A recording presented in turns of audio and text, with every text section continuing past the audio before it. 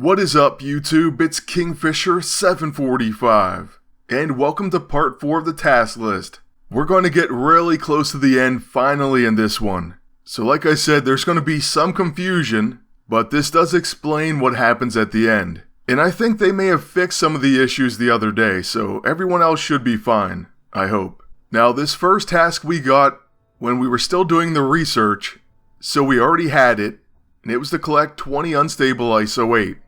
We pretty much got it done by collecting our daily gifts, so it's an extremely easy task. You'll get 1200 experience, and then hopefully you get another task. For us, we got Defeat Captain Marvel, aka Miss Marvel, and Iron Man. Now the reason this is kind of crazy for us is because we're still doing that old research at the time, and this is task number 11. It's going to greatly mess up the task list. I would have to look up what that last task was, but it's something like 5 or 6, and all of a sudden we're on 11. It didn't really make any sense. As a result, our taskbar is going to look completely off, and it's going to throw off the final few tasks we do as well. But these two bosses you're going to find in Mission 4. First with Captain Marvel. Well, I think you could face either one first, but we just took her on. And they're going to give you Thor, Jane Foster, and Blue Marvel. So you may have to rely on your agent. If you ever have any issues with these boss fights, you're going to hear me say this a lot. Just use items. Use chrono accelerators. You can even use damage items, so if you're worried about hitting your own teammates, just throw some grenades. Snowballs if you have them. Whatever you can do. You'll get bonus points and it'll make the fight easier. While both of these team-up characters are going to be pretty good, they're going to be much more damage-heavy, especially once you get them and can put ISO 8 on them. Their attacks here as team-ups are kind of lackluster. Then once you recruit them, you kind of run into the problem of them not having all their abilities. So there's going to be a few issues either way. Once you get them though to decent level with custom ISO, E-ISO, A-ISO, they're going to be really solid. So it'll make these fights a lot easier. What I find is the agent by far is the MVP. He'll almost take everyone down himself with counters. He's super resilient with the Bruiser E3 costume, and then he has Survival, Training, Sacred, and of course the Elite E-ISO. So yeah, I haven't had a problem in any of these fights. That is until you count the end epic boss fight. There's going to be a few issues there. Don't get me wrong, it's nothing we can't handle, but well, you're going to see in this video. In the Iron Man part of this task, he's going to be with Black Panther and Rescue. Believe it or not, Rescue is going to be the most annoying part of this fight. But most of you probably knew that as soon as you saw her. She's just an annoying character, especially with removing debuffs when she uses her status reset. But what we decided to do was focus on Iron Man first, and so he's almost knocked out. Next we'll use Smothering Shadow, and then, since our Blade the Guardian is already at max, we're going to do a guaranteed critical hit, and we'll unleash that on Black Panther. He already has quite a bit of damage taken away, so once he uses Panther Stance and attacks our agent, he takes one counter and nearly gets knocked out, but the second counter will do it. Then you would think that Jane would do more damage with her home run, but it's actually not that huge of an attack. Still though, enough to take down Iron Man. Unfortunately for us, Rescue uses status reset right after that, and wipes away all our hard work. So yeah, that's basically what's going to prolong the fight. Still though, we're going to use our level 1, an Antimatter Uppercut, and it doesn't break through her shield. Our Blade the Guardian has lost most of its bite, so instead we're going to use the Blackest Void. And by the way, finishing Rescue is going to take as long as both of these other characters combined. Maybe even as much as the previous 5. But this entire video is going to be nothing but boss fights. Like I said, they skipped us ahead to task 11, and we're going to have to go back in time. But for now, we're just going to be knocking out all the bosses of Mission 4. Now for a while there I was debating posting the entirety of Mission 4 and giving all the storyline plus all the boss fights. But I decided against that. I guess you're going to kind of get it here but without the story. So it's missing a lot, and I do hope you get to see the story for yourself. In the future, I may very well focus on at least giving a summary for the Spec Ops story, and maybe other events like that, just for those who may miss out. Anyway though, I don't know, I don't want to do anything that people don't want. So yeah, we'll just maybe have to gauge your opinion on that. Let me know in the comment section below. Okay, Rescue's finally knocked out, and with that, we're going to get a pretty bad score, but task number 11 is done, and we get 15,000 reward. Look at that taskbar though. It's going to be looking messed up from here on out. Next we get Devolve. What is Justice 12 of 13? Defeat the High Evolutionary. He will be the end boss of Mission 4, and he's coming with Isosaurs. But still a single wave fight, and we don't mind that at all.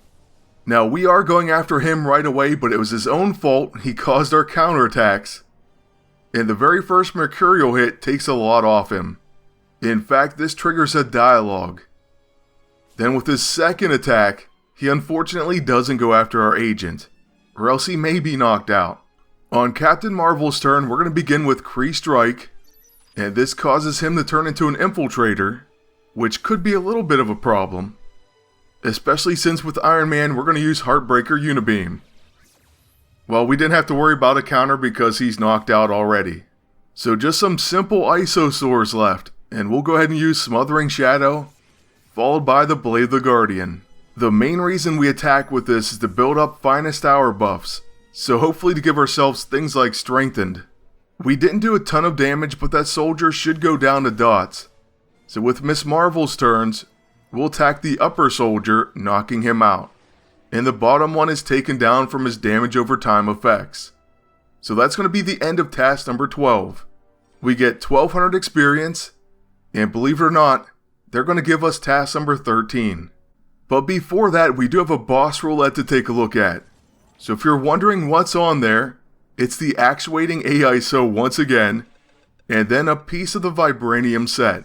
We haven't had any luck in winning any pieces of that set, and we can't build them this time around, so most likely we won't be getting it. Honestly, that bums me out and I have no idea why they'd stop us from building it. But like I said, we are going to get access to task number 13, and as far as we can see, we still need 6 more tasks. It's just another visual glitch. But taking on Maximus the Mad, the epic boss of Mission 4, you're going to get him by himself. When I saw this, I honestly thought, wow, this should be extremely easy. But they do force you to use Blue Marvel and Jane Foster.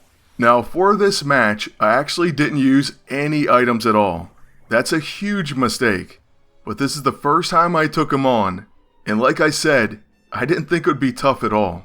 Arrogance will get you into trouble almost every time. So trust me, use items. Watch out for disoriented and mind control type debuffs. If you have to, use debuffs, use dots, use AoE attacks. And if you're using someone like Blue Marvel and don't want to hit your own teammate, then what you can easily do is throw a grenade or a snowball, things that I mentioned before. We already got really lucky and didn't knock out our own teammate right there. So after buffing everyone, especially our Blade of the Guardian, we're going to go ahead over to items and just throw a chaotic grenade. Then at least with Jane Foster, she does have an AoE attack, so that's going to be her level 6.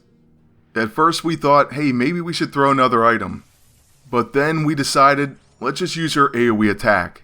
This doesn't come without its price though. He's going to use Tangled Technology at first. And we end up missing the attack. So perhaps a grenade would have worked better. You don't have to be super overpowered, you just have to play smart. And when you're facing someone like Maximus the Mad, playing smart is definitely the way to go.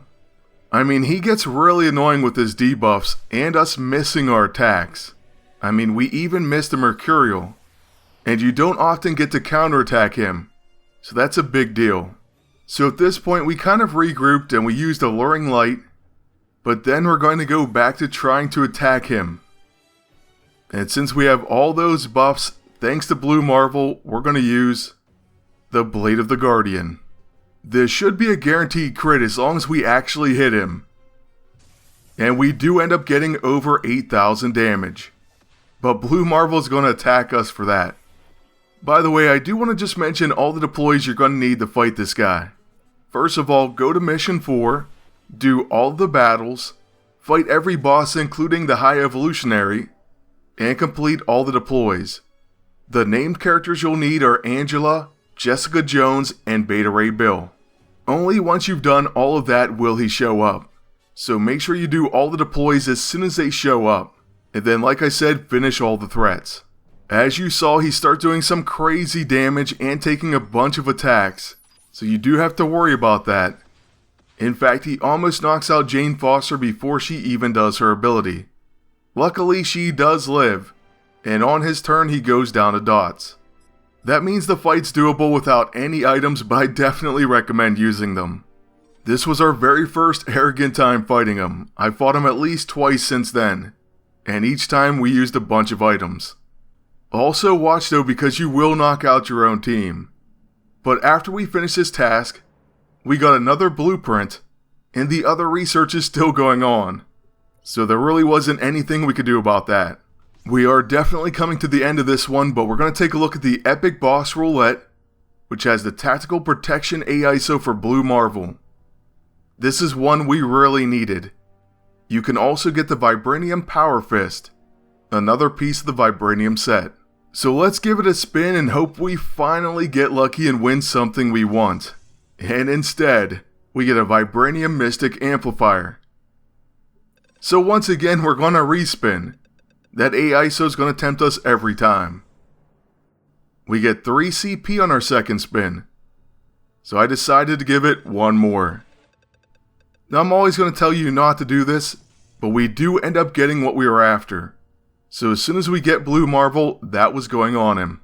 In this one case, I was happy with the results. But we may end up winning it again later since we have plenty of time left in the Spec Op. That would basically mean we wasted our gold. So yeah, hold on to yours, don't respin. Do not follow my example. Still, that's going to be a great way to end it. So that'll be it for now, but thank you all for watching. Please like, comment, and subscribe. Then until next time, good luck, and take care.